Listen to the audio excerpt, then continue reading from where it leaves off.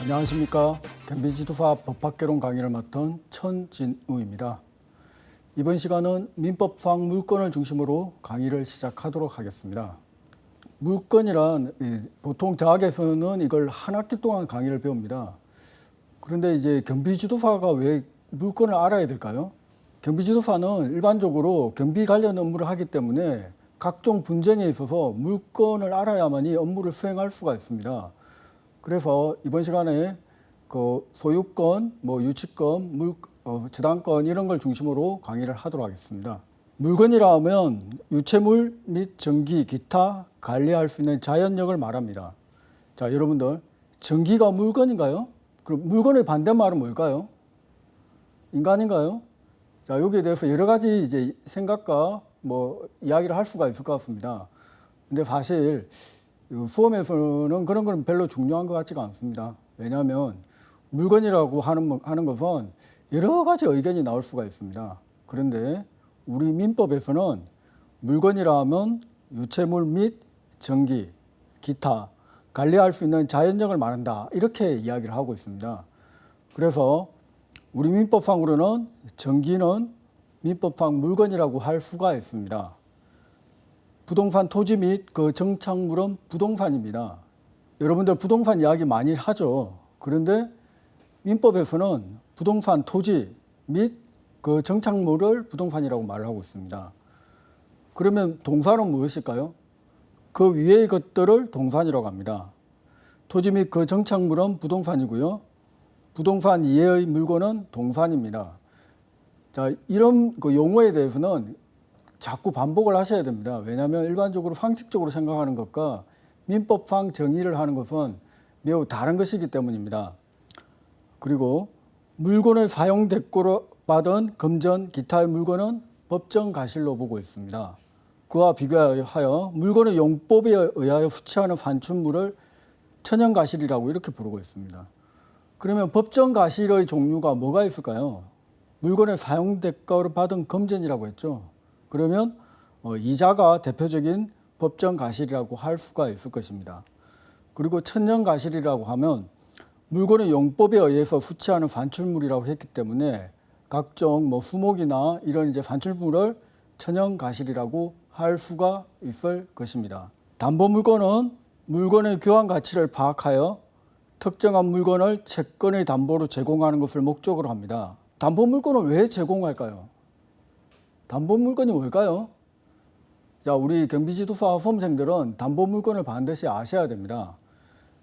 쉽게 생각하면 담보 물건이라고 하면 누군가에게 이제 돈을 빌려줬을 때 뭘 믿고 돈을 빌려줄까요? 예, 담보를 가지고 오라고 합니다. 그러면 그 담보가 그러면 어떤 종류가 있을까요?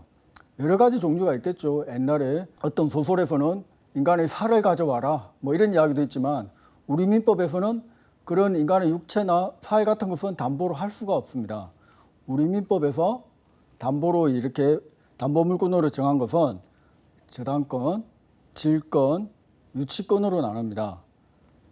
그러니까 다른 여러 가지 이야기가 있다고 하더라도 민법상으로 인정되는 담보 물건은 저당권, 질권, 유치권입니다. 자, 그 중에서도 우리 경비지도사 실무와 실제로 제일 중요한 연관성이 있는 유치권을 한번 이야기를 해보도록 하겠습니다. 컴퓨터를 수리한 상인은 그 수리 대금의 지급을 받을 때까지는 그 수리한 컴퓨터를 유치하여 그 반환을 거절할 수가 있습니다. 쉽게 생각하면 컴퓨터 수리를 맡겼는데 수리 기사나 그 상인은 그 대금을 받아야 되겠죠. 즉 타인의 물건이나 유가증권을 점유하고 있는 자가 그 물건 또는 유가증권에 관하여 발생한 채권의 변제를 받을 때까지 그 물건 또는 유가증권을 유치하는 권리가 유치권입니다. 채무자에게 수리대금의 지급을 강제하는 역할을 합니다. 왜냐하면 수리대금을 지급하지 않으면 그 수리하신 그 상인은 컴퓨터를 수리하신 분은 컴퓨터를 이렇게 내어주지는 않겠죠. 그리하여 수리대금 청구권을 확보를 합니다. 유치권은 민법상 동산과 부동산 그 모두에 성립할 수 있는 물건입니다. 자, 다시 여러분들 유치권이 뭐라고요?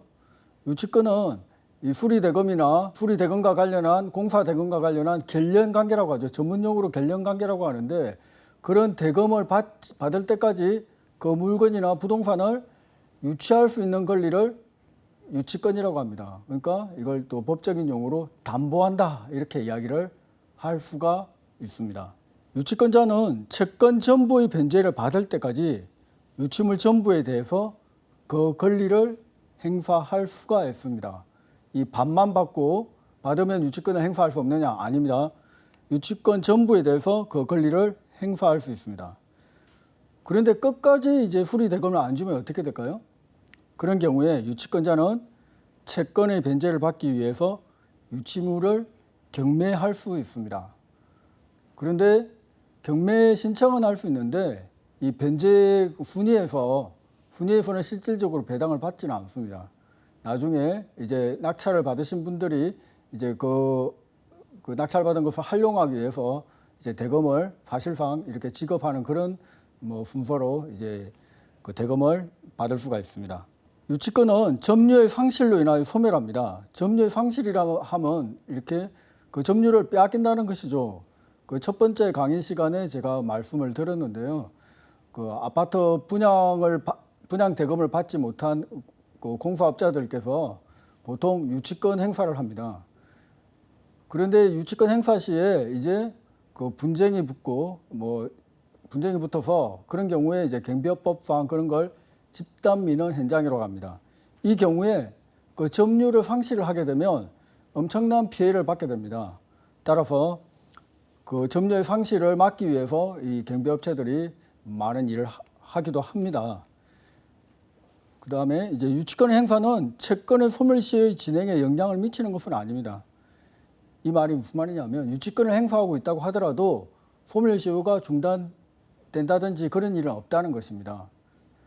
대금을 받고 싶으면 정식으로 다시 청구를 해야만이 소멸 시효가 중단이 됩니다.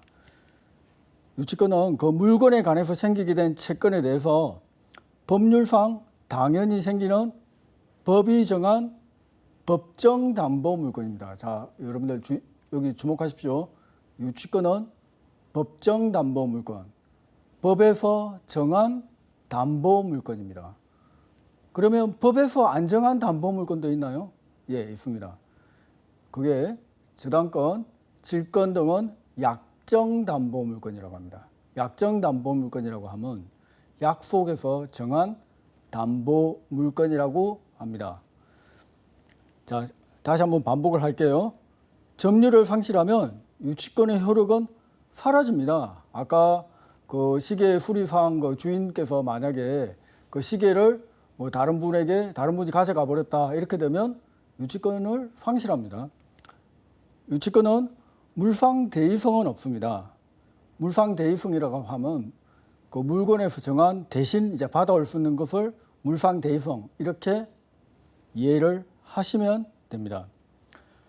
동시이행의 항변권과 같은 기능을 수행하지만 동시이행의 항변권은 채권입니다. 유치권은 물건이고요. 여러분들 그러면 채권은 뭐고 물건은 뭐고 이렇게 법을 처음 공부하시는 분들은 이런 이제 의문을 가질 수도 있어요.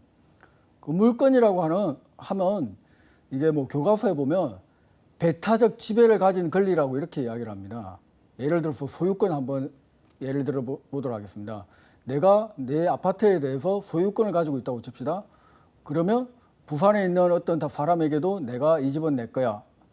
그 다음에 경기도에 있는 사람에게도 이 아파트는 내 거야. 이런 식으로 이 세상에 있는 모든 사람들에게 배타적으로 나의 그 소유권을 주장할 수가 있는 것입니다. 그러니까 물건은 막강하다고 볼 수가 있습니다. 그러면 채권은 뭔가요?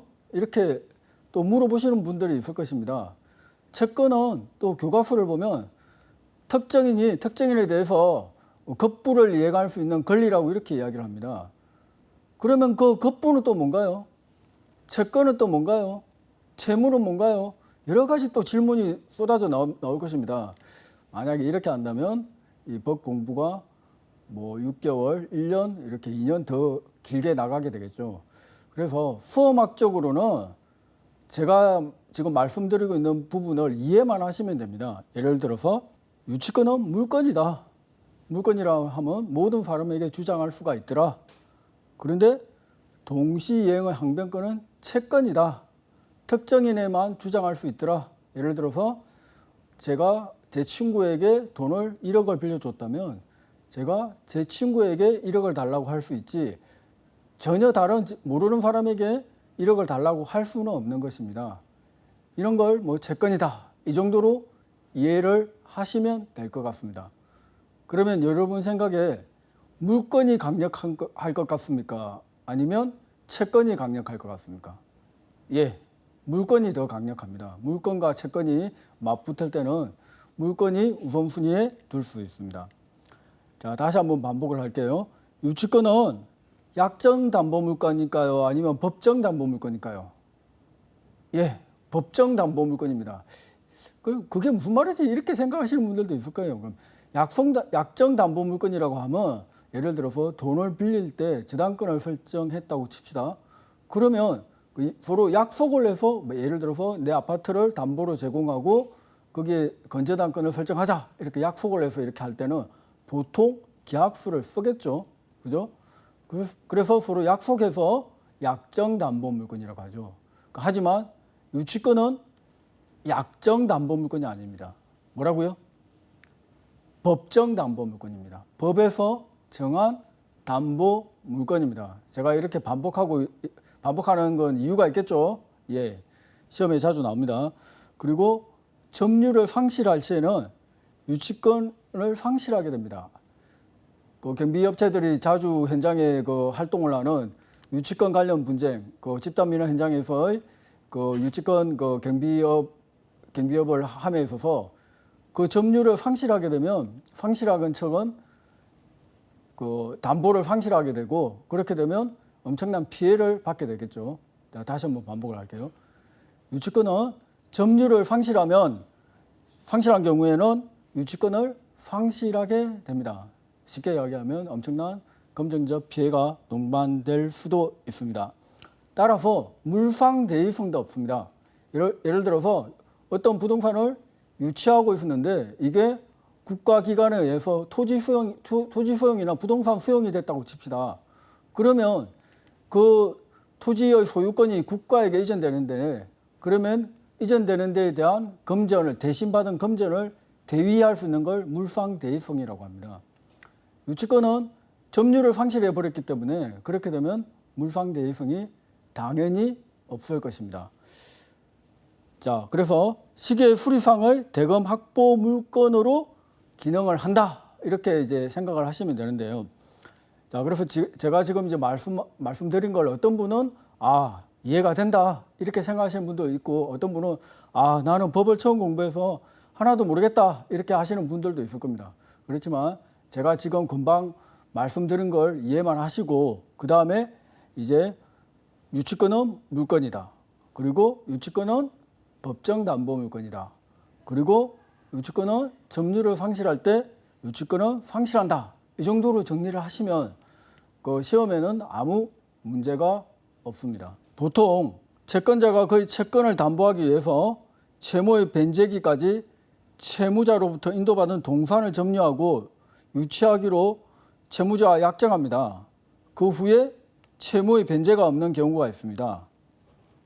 자, 이 경우 동산의 매각 대금으로부터 우선 변제를 받을 수 있는 담보 물건이 뭘까요?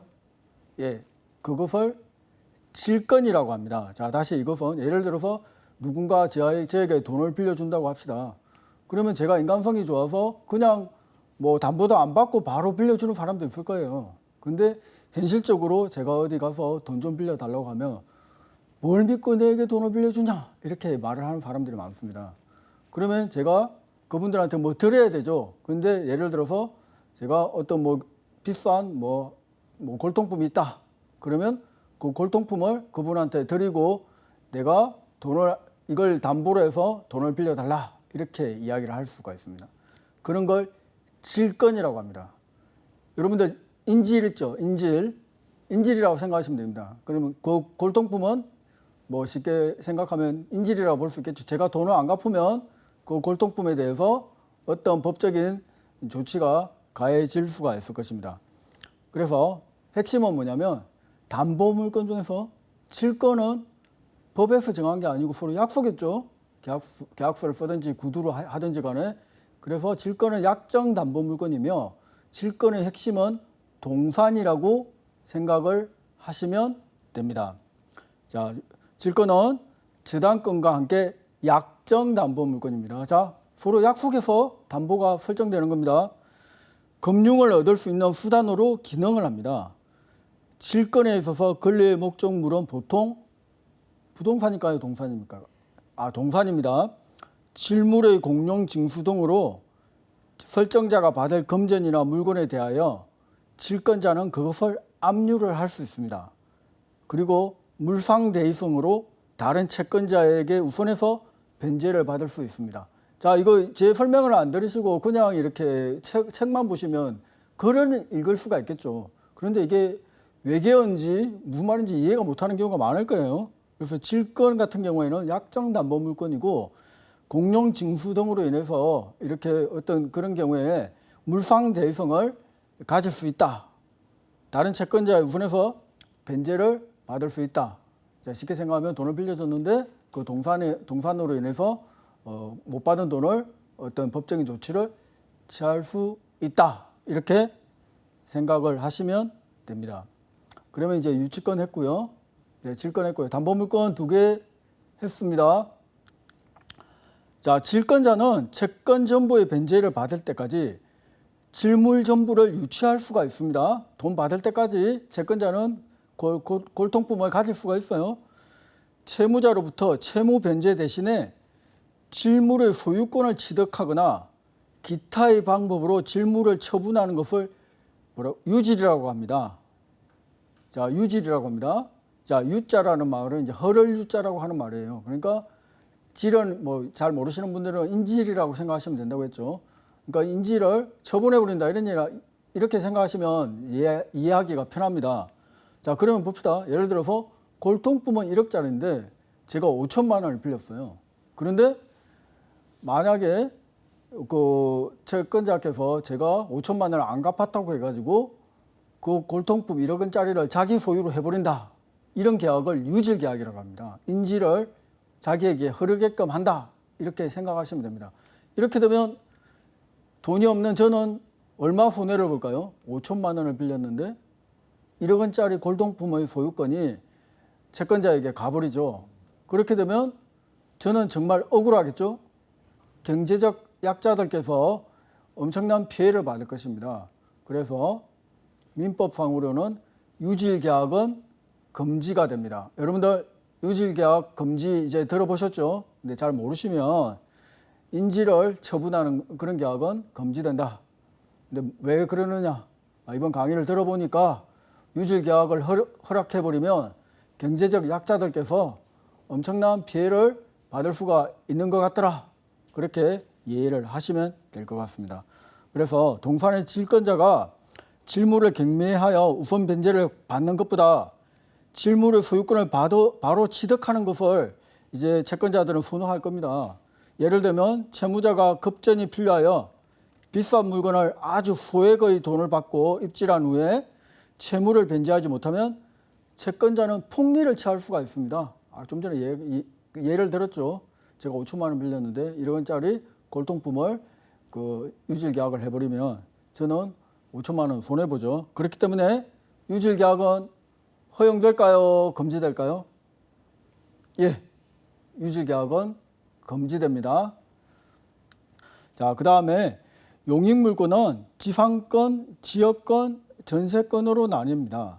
자, 민법상 타인의 토지에 건물, 기타 공작물이나 수목을 소유하기 위하여 토지를 사용할 수 있는 물권은 지상권입니다. 자, 용익물권은 세 가지가 있습니다. 지상권, 지역권, 전세권이 있습니다. 자, 그 다음에 지역권, 구분지상권, 전세권, 분묘기지권은 용익물권입니다. 이에 반해서 임차권은 채권입니다. 자, 여러분들 뭐 혼란스러워하지 마시고요. 민법상 용익물권은 지상권, 지역권, 전세권이라고 이렇게 명문으로 규정되어 있습니다. 그러면 구분지상권은 뭐냐? 지상권 중에서 이제 구분지상권 따로 있다 이렇게 이해하시면 되고요. 그다음에 분묘기지권은 이게 조상의 이제 분묘 관련해서 간섭적으로 인정된 그런 용익물권으로 이렇게 이해를 하시면 됩니다. 돈을 빌릴 때 부동산의 소유권을 채권자에게 넘기며 실질적인 담보의 기능을 하는 것을 양도담보라고 합니다. 외관상으로는 양도의 형태이지만 실질적으로는 담보 기능을 하는 것입니다. 그러면 여러분들이 양도담보 하면 처음 들어보시는 분들도 있고 아니면 법을 좀 공부하신 분들도 양도담보가 뭐지? 이렇게 하시는 분들도 있습니다. 그런데 사실은 이렇게 생각하시면 됩니다. 돈을 빌리면 저당권이나 질권이나 유치권을 이렇게 설정하면 되지 왜 쓸데없는 뭐 양도담보가 나와 이렇게 생각하실 수도 있는데요. 이게 약간 이제 법에 인정하지 않은 실질적으로 이렇게 간섭적으로 인정되어지는 그러한 담보물권입니다. 예를 들어서 내가 돈을 빌려줄 때 이 채무자가 믿기지가 않아요. 그래서 일단 나한테 소유권 이전 등기를 넘기고 따로 계약서를 씁니다. 쓰면서 돈을 갚을 때는 이 소유권을 다시 이전해 주겠다 이런 식으로 그 계약서를 씁니다. 그러면 이 채무자는 반드시 돈을 갚겠죠. 왜냐하면 돈을 안 갚으면 이미 그 등기가 넘어갔기 때문에 매우 그 비교적 이렇게 불리한 처지에 있죠. 이런 걸 양도담보라고 합니다. 그러나 사실은 이게 민법상으로는 규정되어 있지 않고요. 그냥 간섭적으로 인정되어진 그러한 것입니다. 보통 부동산의 건저당가를 설정을 합니다. 이 경우 채무자는 사용 수익을 하며 처분에 있어서만 실질적으로 제한을 받게 됩니다. 그런데 건저당권을 설정하지 않고 부동산을 담보로 제공해 대출받는 것을 양도담보라고 할 수 있습니다. 자, 제가 이제 설명을 드렸는데 이 강의를 들으신 분은 이제 이해를 하겠죠. 예전에 왜 양도담보를 하지? 건저당권 설정하면 될 텐데 이게 채권자한테 아주 유리하기 때문에 양도담보를 많이 설정해 준 것입니다. 처음부터 채권자에게 소유권을 넘겨버리면 채권자는 아주 마음을 놓고 돈을 빌려주겠죠. 뭐 이런 걸 양도담보라고 합니다. 그 양도담보의 경우에는 채권자에게 유리합니다. 양도담보권자는 채권자이고 양도담보 설정자는 채무자 또는 물상보증인이라고 합니다. 물상보증인은 타인의 토지를 이제 보증해 이 담보를 설정하게끔 하는 걸 물상보증인이라고 합니다. 양도담보는 민법에 규정되어 있습니까? 없습니까? 규정되어 있지 않습니다. 그래서 이런 걸 비전형 담보라고 합니다. 설정계약과 공시방법을 갖추면 양도담보는 성립을 합니다. 이제 설정계약이라는 것은 서로 계약서를 쓴 거고요. 공시방법은 등기를 이전받으면 그러면 양도담보는 성립을 합니다. 그런데 이렇게 되면 또 채무자가 되게 불리하죠. 이런 경우에. 그래서 그런 걸 규제하기 위해서 가등기 담보에 관한 법률이 제정되었습니다.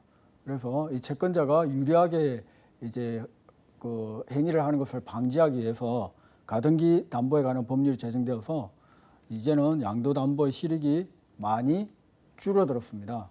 자, 그 다음에 여러분들 합류라고 들어보셨나요? 물건의 합류라고. 자, 처음 들어보신 분도 계실 겁니다. 자, 합류가 뭔지. 합류라는 것은요, 법률의 규정 또는 계약에 의해서 수인이 조합체로서 물건을 소유하는 때에는 합류를 한다. 이게 무슨 말이지? 합류자의 권리는 합류물 전부에 미친다. 이런 이야기를 하는데요. 여러분들 쉽게 생각하시면 동업계약 하셨을 때 그때의 그 물건의 소유 관계에 대한 이제 민법의 규율을 합류라고 이렇게 생각을 하시면 됩니다. 그러면 동업계약 외에 또 다른 건 없느냐? 법률을 규정해 보면 신탁재산이나 상속재산에 대해서는 특별법에서 규정에 의해서 합류라고 이렇게 그 처리를 하는 경우가 있습니다. 합의에 관해서는 이 계약에 의하는 외에 또 민법에 규정이 있습니다. 자, 그래서 그럼 합류는 여러분들 만약에 동업을 하셨을 때 그 재산 처리 관계가 어떻게 될까 한번 보도록 하겠습니다. 함유물을 처분 또는 변경하면은 함유자 전원의 동의가 있어야 됩니다. 무슨 말이냐면 동업자들 전부 다 동의를 하셔야 돼요. 동업할 때 공동재산을 이렇게 처분하고 싶다 했을 때 나 혼자만 처분할 수는 없어요. 이게 동업자 모두가 합의를 해서 처분하고 이제 변경할 수가 있습니다. 그러나 보존 행위는 각자가 할 수 있습니다. 예를 들어서 동업자들 소유의 부동산에 어떤 제3자가 들어와서 방해를 하고 있다. 그러면 나가라고 각자 혼자서라도 나가라고 할 수가 있습니다. 아니면 나가는 데에 대한 법적인 조치를 취할 수가 있습니다. 그런 경우에는 보존 행위는 각자 할 수가 있습니다. 함유자는 전원의 동의 없이 함유물에 대한 지분을 처분하지는 못합니다. 그러니까 동업을 하고 있는데 상대 동업자가 이제 마음에 안 들어요. 그래서 나의 지분을 제3자에게 팔아버리고 싶다 하더라도 동업은 상대방에 대한 신뢰가 중요하기 때문에 전원의 동의 없이 함유물에 대한 지분을 처분하지는 못합니다. 그리고 함유자는 함유물의 분할을 청구하지 못합니다. 그러면 함유는 어떻게 종료를 할까요? 함유는 조합체의 해산 또는 함유물의 양도로 인하여 종료를 합니다. 자, 그래서 여러분들 함유에 있어서 함유자는 전원의 동의 없이 함유물에 대한 지분을 처분하지 못한다. 이거는 이제 아셔야 되고요. 그 다음에 법률의 규정 또는 계약에 의하여 수인이 조합체로서 물건을 소유하는 때에는 함유를 한다. 이렇게 생각하시면 됩니다. 그래서 함유는 조합 계약에 의하여서만 성립하는 것은 아닙니다. 예를 들어서 동업 계약에 의해서만 함유가 성립되는 것이 아니라 법률의 규정에 의해서도 함유가 성립이 될 수도 있습니다. 신탁재산이나 이런 거 말입니다. 그리고 중요한 거는 함유물의 보존 행위는 함유자 각자가 할 수 있고요.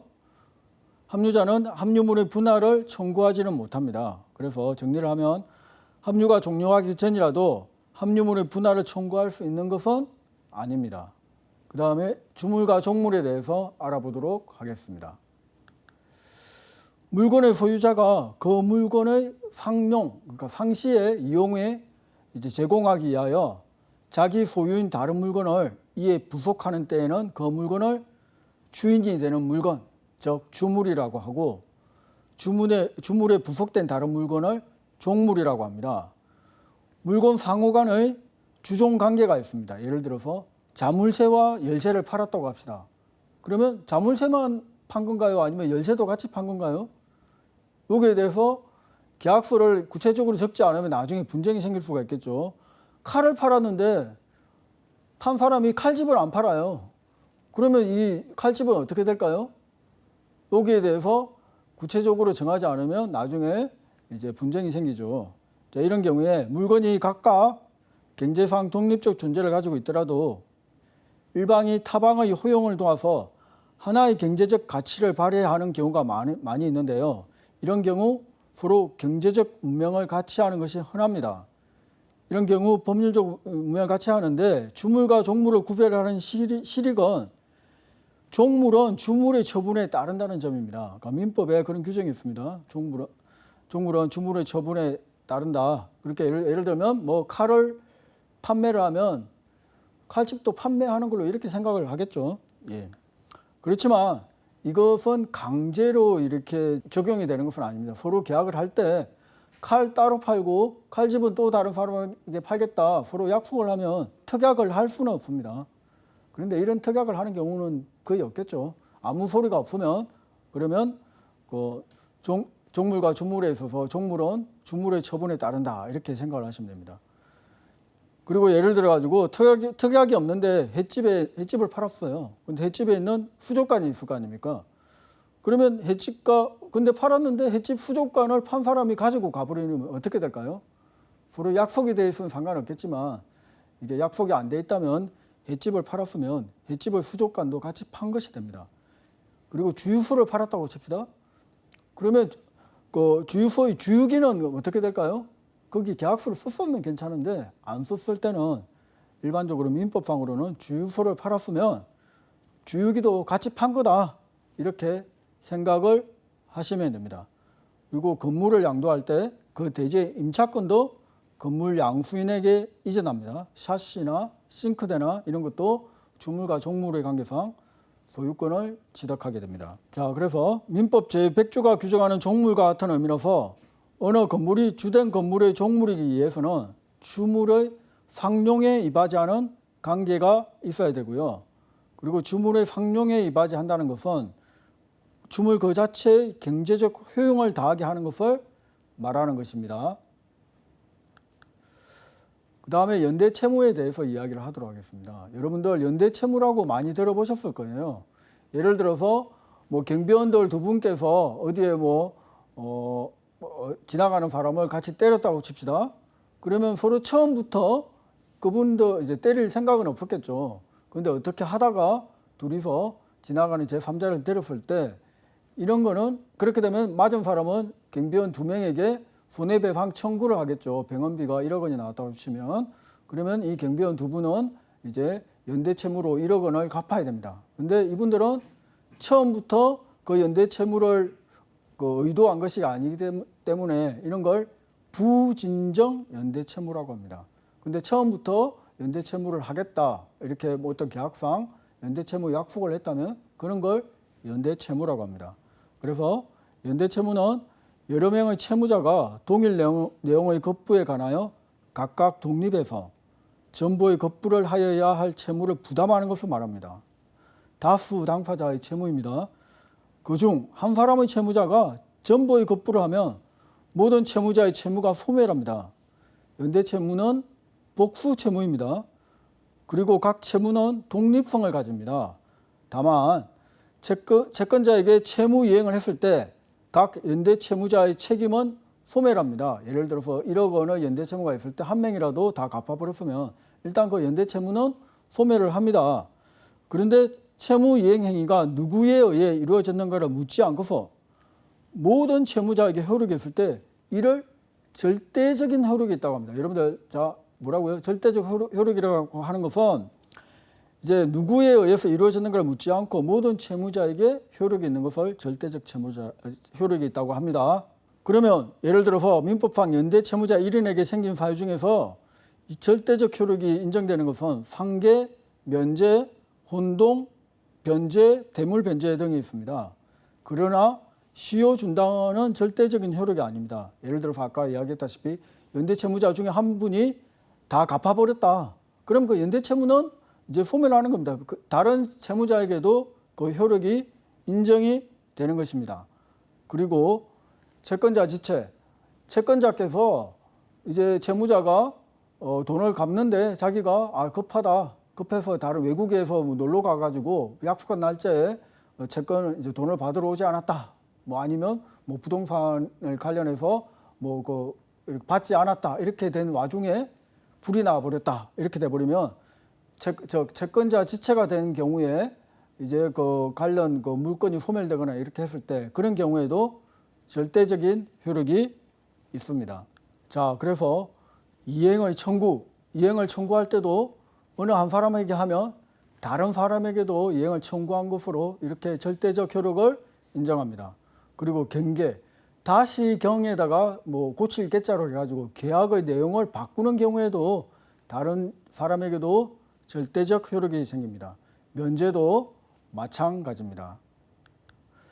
그 다음에 혼동이라고 하는 게 있는데 예를 들어서 채권자와 채무자의 관계에 있어서 채무자가 채권자의 뭐 아들이나 이렇게 해서 상속을 받았을 때는 채권 채무가 이렇게 혼합되는 그런 걸 혼동이라고 합니다.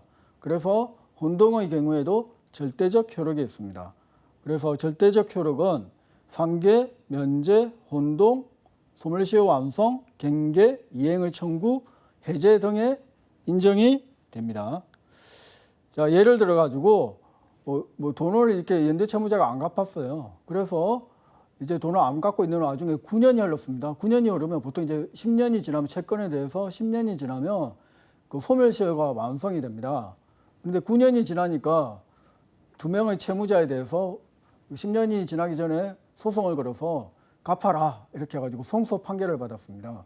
그러니까 성소 판결을 받으면 소멸시효가 다시 10년이 진행이 됩니다.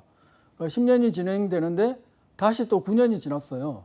그래서 채권자가 큰일 났다. 다시 1년밖에 안 남았구나 해가지고 한 분에게 예를 들어서 10억짜리 채권에 대해서 한 분이 1억짜리 부동산을 가지고 있어서 한 분에게 갚으세요. 경매 개시 신청을 하겠습니다. 그렇게 하고 난 다음에 바로 압류를 하시고 이렇게 1억을 받았어요. 그러니까 10억의 채권 중에 1억을 받았습니다. 근데 나머지 한 분 채무자가 있는데 이분은 돈이 없어요. 돈이 없는데 그러면 어떻게 해야 되지? 1년밖에 안 남았는데 이렇게 하니까 어떤 분이 이 채권자께서 어떤 분에게 자문을 받아가지고 채고를 하는 것은 이행을 청구를 하는 것은 절대적 효력이 있어. 연대채무에. 그래서 이야기를 안 해도 그 사람한테는 청구한 거야. 이렇게 된 거예요. 그 다음에 9년이 지나고 다시 또 5년이 지났어요. 그래서 총 14년이 지났습니다. 그런데 14년이 지나니까 또 다른 이제 채무자께서 재산이 생겨가지고 거기에 대해서 강제 집행을 하려고 하니까 거기에 대해서 재판부가 이것은 소멸시효가 완성이 되었다. 뭐 이런 식으로 이야기를 해버렸습니다. 그게 무슨 말인지 하면 결론적으로 9년이 지났을 때는 이행의 청구, 채고는 절대적 효력이 있지만 채고를 한 날로부터 6개월 내에 그 압류나 재판상 청구를 해야 되는데 그것을 안 했기 때문에 그래서 그 절대적 효력에 대해서 이렇게 판결이 있었습니다. 그래서 정리를 하자면요. 시효의 중단은 절대적 효력이 인정되지가 않습니다. 자, 제가 여러 가지 이야기를 했는데요. 자, 여러분들 다른 거는 다 필요 없고요. 나중에 결국 시험 보기 전날에 보셔야 될 것은 연대 채무에 있어서 절대적 효력을 인정하는 것은 상면 혼시 시효 완성 갱의해 변이라고 이렇게 하시면 됩니다. 다른 거는 다 이해를 또 할 수도 없고요. 지금 제가 설명드린 거는 무작정 공부하는 것보다 시간 있을 때 한번 이해를 하시라고 제가 설명을 드렸습니다. 그 다음에 보정채무에 대해서 말씀드리겠습니다. 다른 채무가 있는데 거기에서 보정을 서주는 것을 보정채무라고 하죠. 주채무자의 부탁 없이 보정인이 된 사람은 그 당시에 이익을 받은 한도 내에서 배상을 하셔야 됩니다. 그리고 주채무자의 의사에 반해서 보정인이 된 자가 변제, 기타 자기의 출제로 주채무를 소멸하게 한 때에는 주채무자는 현존 이익의 한도에서 배상을 합니다. 그러니까 예를 들어서 주채무자께서 보정 좀 서줘 이런 말도 안 했는데 너는 서지 마 이렇게 했는데도 보정을 서주는 그런 이상한 사람이 있을 때 그 사람이 돈을 갖고 난 다음에 주채무자에 가서 내가 네 빚을 갚아줬으니까 네가 나한테 돈을 줘 이렇게 할 때는 내가 언제 네한테 돈을 보정 서달라고 했냐 하면서 지금 이제 남아있는 돈 현존 이익의 한도에서 배상할 수가 있습니다. 자, 그래서 주채무자의 부탁 없이 보정인이 된 자는 그 당시에 이익을 받은 한도에서 이렇게 주채무자는 보정인이 된 자에게 배상하여야 된다. 이렇게 알고 계시면 될 것 같습니다.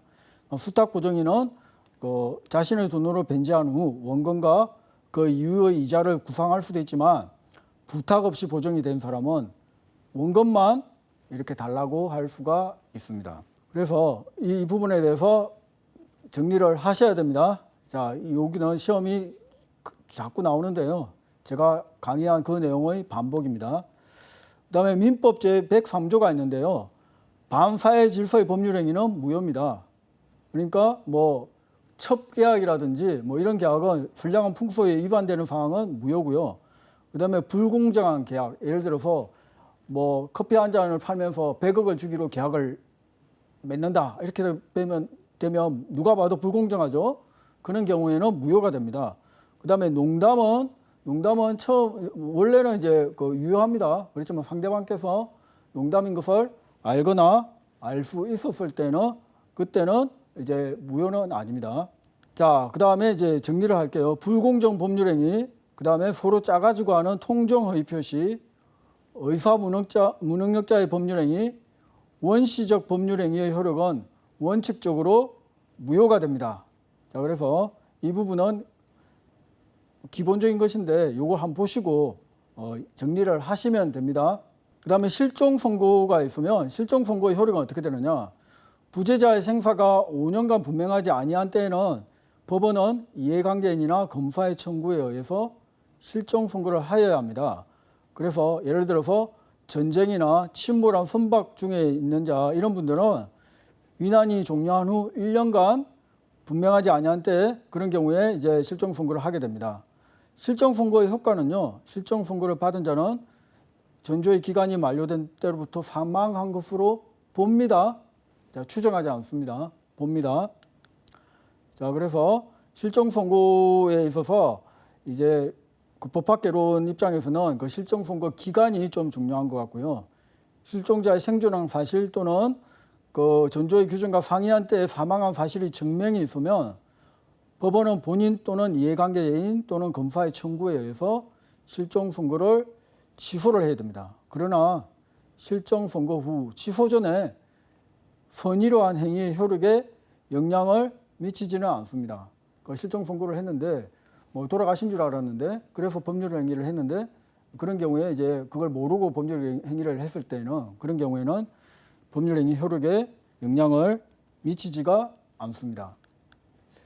자, 그다음에 2명 이상이 동일한 위난으로 사망한 경우에는 동시에 사망한 것으로 추정합니다. 저번에 이제 강의를 했었는데요. 뭐 비행기에서 동시에 뭐 이렇게 폭발을 했다 이런 경우에 이제 누가 먼저 돌아가셨는지 모를 경우에는 동시에 사망한 것으로 이제 추정을 합니다. 그다음에 재판사항 이혼이 있는데요. 여러분들 이제 재판사항 이혼은 민법 조문에 그러면 어떤 사유로 재판사항 이혼이 될 수 있느냐 이런 거에 대해서 문제가 좀 자주 나옵니다. 그래서 첫 번째 배우자가 부정한 행위가 있었을 때 쉽게 생각하면 바람을 폈을 때, 두 번째 배우자가 악의로 다른 일방을 유기한 때 그러니까 버린 겁니다.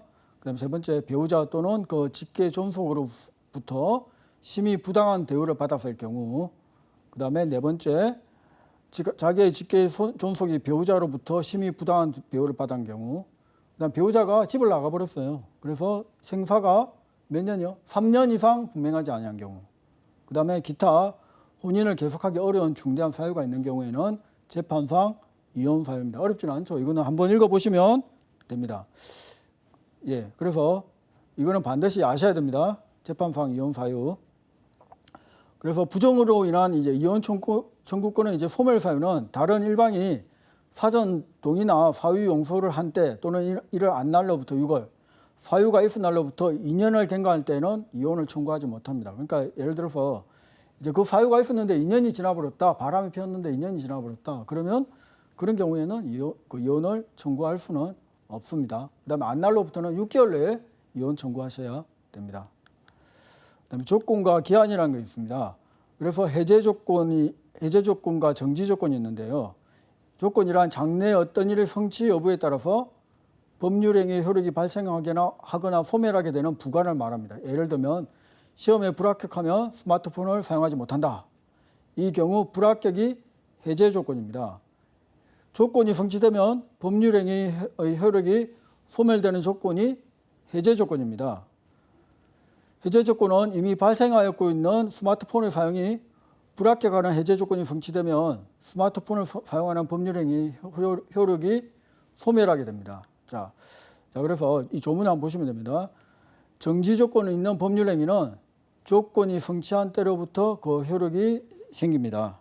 그리고 해제 조건이 있는 법률행위는 그 조건이 성취한 때로부터 효력을 잃습니다.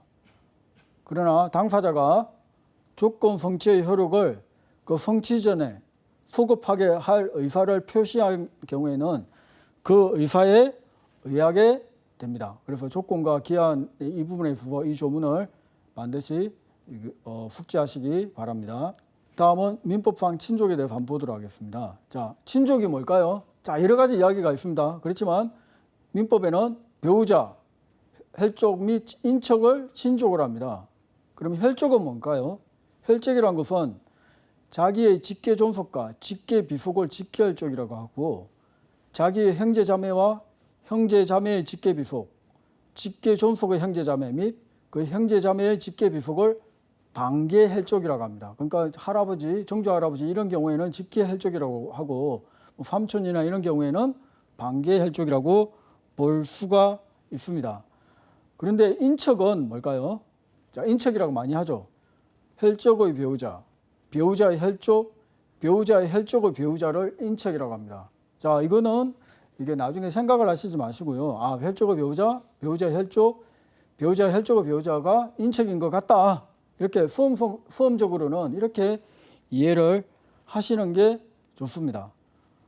인척 관계는 혼인의 취소 또는 이혼으로 인해서 종료를 합니다. 이혼을 하시면 인척 관계가 종료가 되겠죠. 부부의 일방이 사망한 경우 생존 배우자가 재혼을 했을 때도 마찬가지로 인척 관계가 종료를 합니다. 재혼을 안 하면 인척 관계가 종료하는 건 아니겠죠. 자, 그래서 자기의 직계 존속과 직계 비속을 직계 혈족이라고 하고요. 자, 자기 형제자매의 직계 비속, 직계 존속의 형제자매 및 그 형제자매의 직계 비속을 반계 혈족이라고 합니다. 자, 그래서 직계 혈족을 잘 아시고, 그다음에 반드시 아셔야 될 게 혈족의 배우자, 배우자의 혈족, 배우자의 혈족의 배우자를 인척이라고 합니다. 그리고 입양으로 인한 친족 관계는 입양의 취소나 파양으로 인하여 종료합니다. 자, 다음은 법정지상권에 대해서 한번 살펴보도록 하겠습니다. 자, 건물의 전세권과 법정지상권에 대해서 이제 규정이 있는데요. 대지와 건물이 동일한 소유에 속한 경우에 건물의 전세권을 설정한 때에는 그 대지 소유권의 특별 성계인은 전세권 설정자에 대해서 지상권을 설정한 것으로 봅니다. 그러나 지료는 당사자의 청구에 의하여 법원이 이를 정합니다. 무슨 말이냐면 이제 대지와 건물이 이제 동일한 사람에게 소유에 속했는데 건물의 전세권을 설정을 했어요. 그런데 어떻게 뭐 경매나 이렇게 해가지고 건물 소유자와 그 다음에 토지 소유자가 달라졌을 때 새로 낙찰을 받은 이제 낙찰인이 이제 전세권 설정과 관련해서 건물을 철거하라고 할 수도 있지 않습니까? 왜냐하면 토지 관련해서. 그래서 이런 경우에는 법에서 정한 지상권이라고 해가지고 법정 지상권을 설정한 것으로 그렇게 하고 있습니다. 그다음에 건물의 전세권 관련해서 법정 지상권 규정이 하나 있고요. 그다음에 저당물의 경매로 인하여 토지와 그 지상 건물이 다른 소유자에 속한 경우에는 토지 소유자는 건물 소유자에 대하여 지상권을 설정한 것으로 봅니다. 그러나 지료는 당사자의 청구에 의하여 법원이 이를 정합니다. 이것도 마찬가지입니다.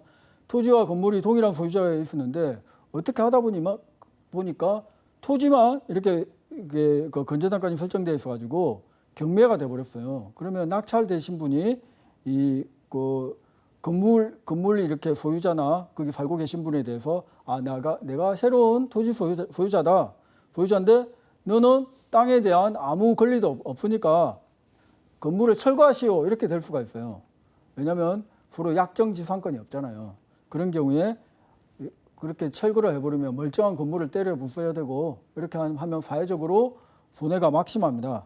그래서 이런 경우에는 민법 제366조에서 법정지상권이 성립된 것으로 하고 이 낙찰되신 분이 이제 그 건물에 대해서 이제 경제적으로 좀 불합리하게 철거를 해라 이런 식으로 청구를 할 수 없게 만든 것이 법정지상권입니다.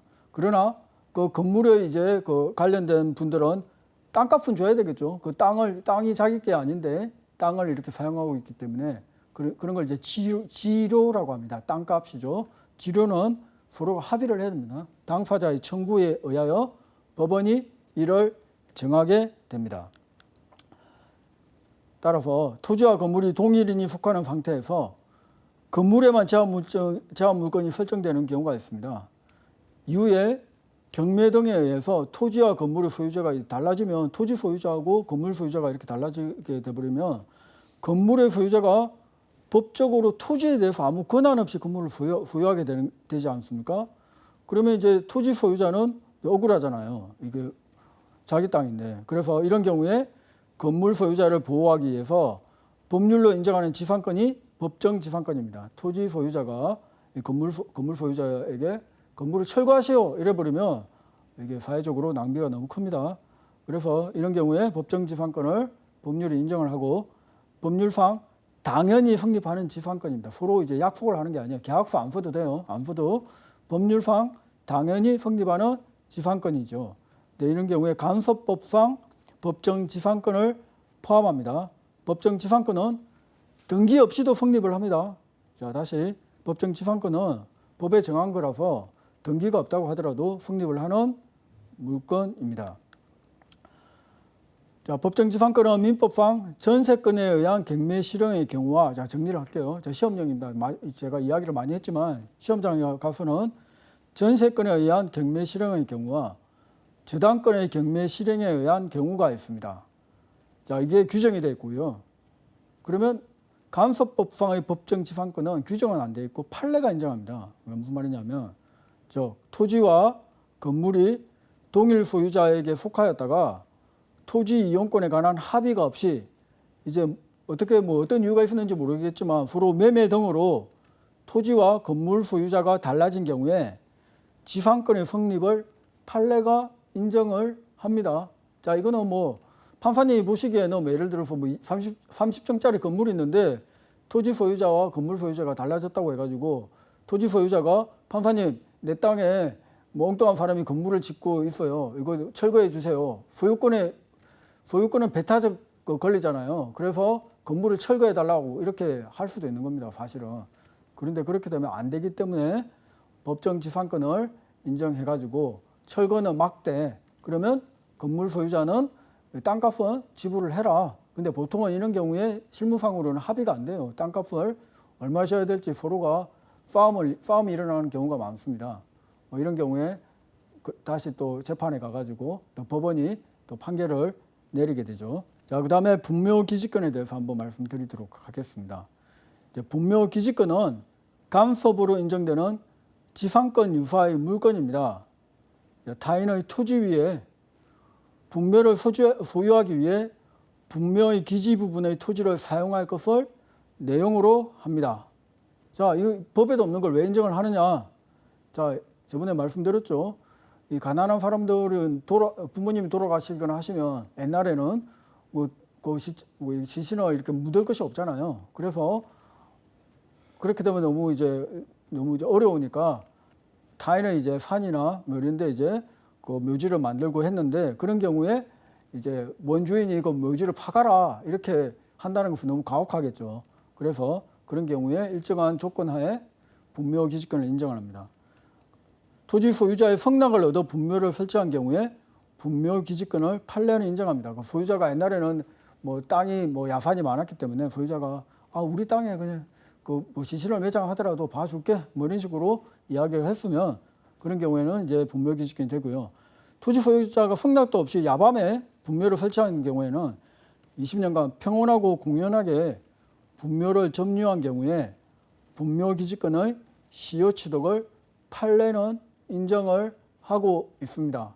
자, 그래서 이런 경우에 토지 소유자에게는 엄청나게 불리하겠죠. 근데 문제는 이런 경우에는 평소에는 별로 문제가 없어요. 근데 나중에 그 땅이 엄청나게 가격이 오른다든지 아니면 수용이 된다든지 아니면 경매가 된다든지 이렇게 해가지고 전혀 다른 제3자에게 토지가 넘겨졌을 때 그 소유자는 새로운 소유자는 그 토지를 개발하기 위해서 샀는데 그 무덤이 있으면 이렇게 가치가 하락을 하겠죠. 그런 경우에 다시 또 분쟁이 일어나고 있습니다. 최근에 분묘기지권에 관련해서 분묘기지권을 인정을 하지만 그 지로는 다시 사용을 해야 된다. 땅값은 지불을 해야 된다 하는 대법원 판례가 얼마 전에 있었습니다. 그래서 이 분묘기지권에 관해서 올해나 내후년 최근에 이제 아마 출제가 유력하지 않을까 이런 생각도 듭니다. 물론 그 내용이 그대로 나온다는 게 아니라 분묘기지권 관련한 각종 의견이 있을 것 같습니다. 그래서 분묘기지권이나 법정지상권, 실용신앙권 이런 것들은 권리 주체와 이제 분리해서 양도가 이제 가능한데요. 초상권이나 명예권, 성명권 이런 거는 인격권 권리의 주체와 분리해서 양도가 이렇게 불가능합니다.